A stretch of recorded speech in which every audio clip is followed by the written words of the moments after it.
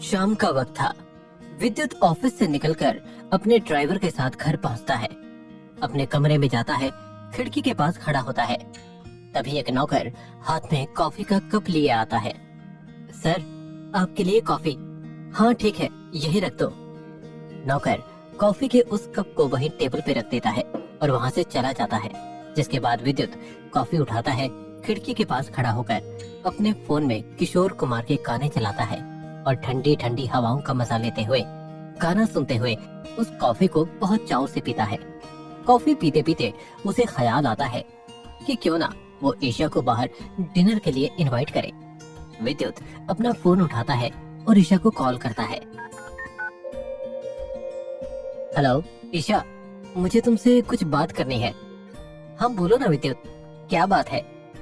वो मैं तुम्हें आज डिनर के लिए इनवाइट करना चाहता हूँ बाहर। क्या तुम मेरे साथ आ सकती हो? देखो मना मत करना प्लीज प्लीज। ठीक है विद्युत, मैं आ जाऊंगी। कितने बजे मिलना है और कहाँ? ईशा, वो मैं तुम्हें मैसेज पर बता दूंगा। बस कुछ देर में अरेंज करके बताता हूँ। इतना बोलकर विद्युत कॉल कट कर देता है और बहुत ही खुशी से अपने मन में कहता है, ओह माय गॉड, ईशा ने डिनर के लिए हाँ कर दी। मुझे यकीन नहीं हो रहा। लेकिन ईशा को गिफ्ट में क्या दूंगा? कुछ सुंदर सा देना पड़ेगा। आज से कॉफी का गिलास टेबल के ऊपर रखकर विद्युत कमरे से बाहर निकलता है। जैसे ही दरवाजे से बाहर आता है तभी उसके फोन की घंटी बजती है। विद्युत दोबारा भाग भाग कर अपने कमरे में जाता है और देखता है कि ईशा का कॉल आया हुआ है। हड़बड़ाते हुए विद्युत ईशा का कॉल उठाता है। हाँ ईशा बोलो, क्या बात है? नहीं ऐसी कोई बात नहीं है, वो मुझे तुम्हें थैंक यू बोलना था। किस लिए?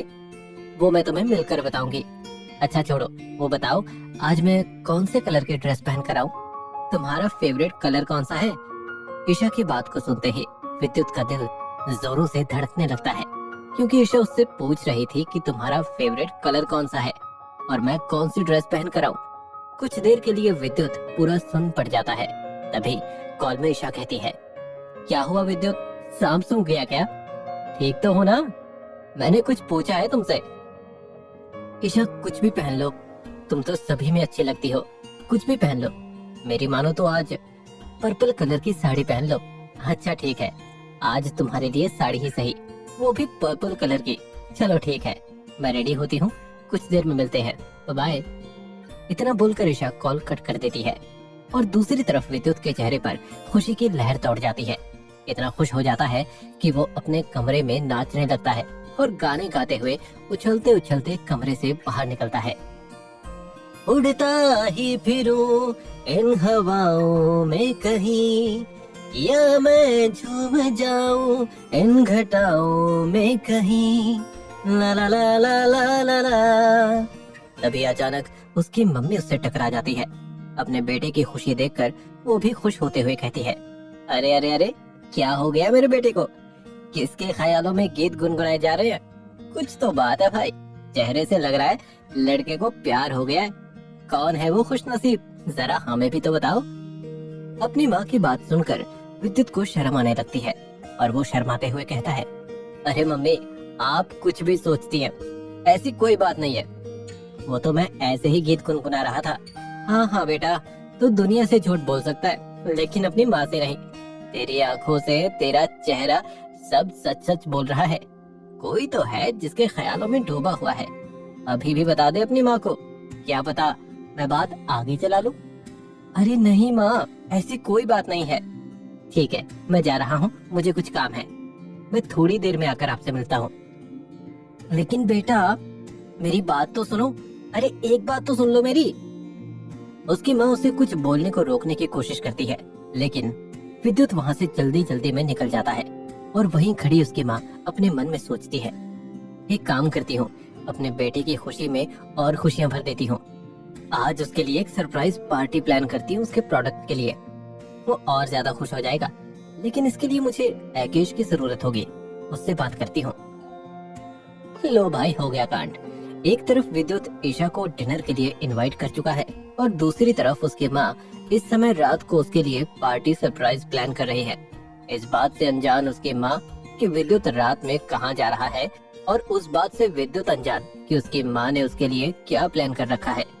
उसकी माँ गीता एकेश ओबरॉय के कमरे में जाती है। अपनी भाभी को उसके कमरे में देख एकेश ओबरॉय तुरंत बेड से खड़े होता है और लैपटॉप की स्क्रीन बंद करके कहता है, अरे भाभी जी आप आइए आइए, बोलिए कुछ काम था? मुझे तुमसे कुछ बात करनी है। वो मैं आज रात विद्युत के लिए एक सरप्राइज पार्टी प्लान कर रही हूँ, क्या उसमें तुम मेरा साथ दे सकते हो?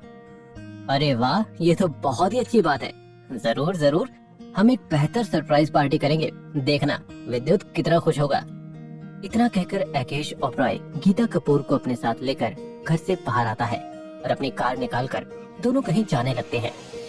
तभी घर के सामने आकर एक कार रुकती है जिसके अंदर से मनारा उतरती है। वो अपने पापा से मिलने आई होती है।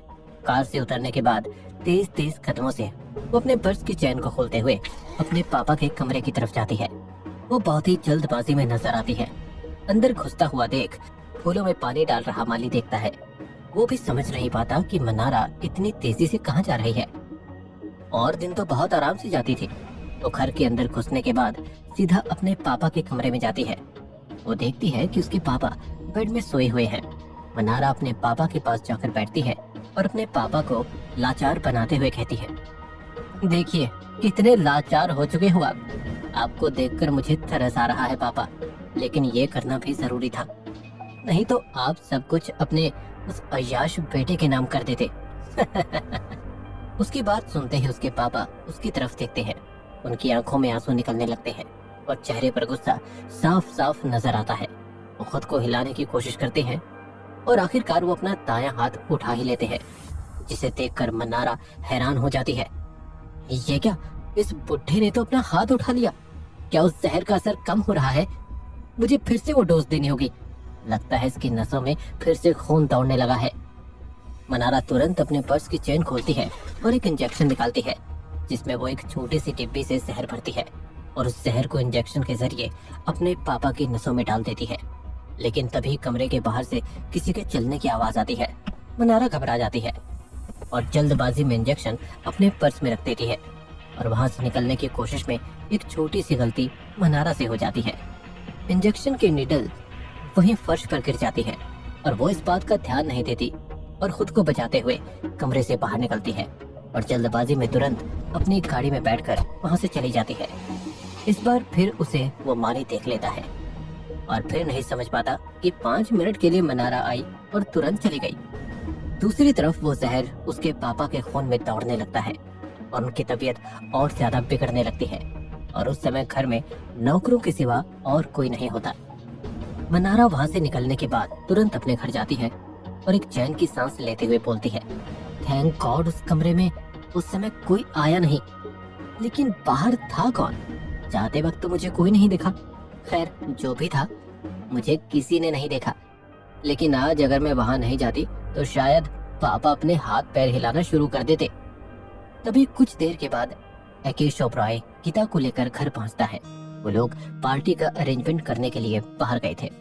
उनके साथ कुछ लोग और आए हुए हैं, जो कि घर आते ही पूरा घर डेकोरेट करने लगते हैं।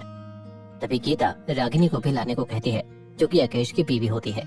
घर के सभी लोग जोरों शोरों से रात की पार्टी की तैयारी करने लगते हैं। तभी एकेश ओबरॉय गीता के पास जाता है और बोलता है, भाभी मैं भैया के कमरे में जाता हूँ, देखता हूँ उनकी तबीयत कैसी है।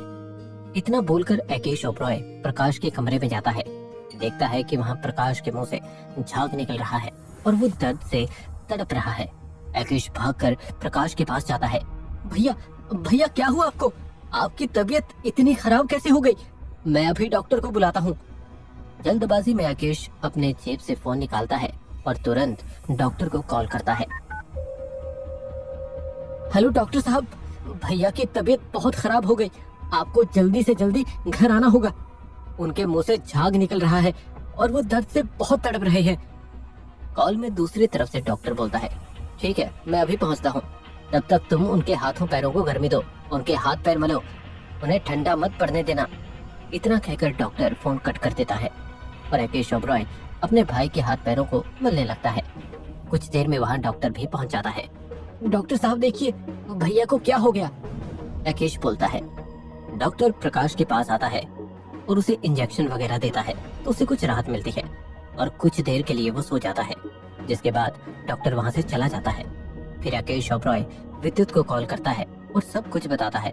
इस बार तो राकेश भी समझ जाता है कि कुछ तो गड़बड़ है। वहीं दूसरी तरफ मालाबार हिल्स में मन्नारा और उसकी माँ और साथ में उसके मामा जश्न मना रहे होते हैं विद्युत की बर्बादी का। उन सभी के हाथों में ड्रिंक्स होती हैं और बगल में गाने चल रहे होते हैं। तीनों नशे में धुत होकर नाच रहे थे। तभी मन्नारा की माँ कहती है, ये जश्न है विद्युत की बर्बादी का, उसके बाप की उस हालत का। ठीक बोल रही है मम्मा आप। अगर आज मैं उसके पापा के पास नहीं जाती, वो तो जिंदा लाश से असल में जिंदा हो गया होता। वो तीनों आपस में खूब ड्रिंक करते हैं और नाचने में लगे रहते हैं। और वहीं दूसरी तरफ विद्युत ईशा को एक सुंदर होटल में लेकर जाता है, जहां दोनों के पहुंचते ही चारों तरफ वायलिन बजने लगते हैं। एक सुंदर सा गाना बजने लगता है। ये सब देख ईशा बहुत खुश होती है। उसे विद्युत का अरेंजमेंट बहुत अच्छा लगता है। उसे ऐसा फील होता है जैसे कि विद्युत उसे प्रिंसेस की तरह ट्रीटमेंट दे रहा हो। तो ईशा, तुम्हें कैसा लगा ये सब? सच में विद्युत, मैंने सोचा भी नहीं था तुम इतनी जल्दी इतना सब अरेंज कर लोगे। बहुत अच्छा है, बहुत बहुत बहुत ज्यादा अच्छा है। मेरा मूड इतना खराब था, तुमने बिल्कुल ठीक कर दिया। मैं बहुत खुश हुई तुम्हारे इस काम से। तभी विद्युत के फोन की घंटी बजती है। वो कॉल उठाता है और आश्चर्य से चिल्लाकर बोलता है, क्या? ये नहीं हो सकता। क्या विद्युत जान पाएगा कि उसके पापा यानी प्रकाश ओबरॉय की इस हालत की जिम्मेदार उसकी खुद की बहन मन्नारा ही है? क्या विद्युत ईशा को छोड़कर अपने पापा के पास जा पाएगा? जानने के लिए सुनिए किंग बाय चांस का अगला एपिसोड।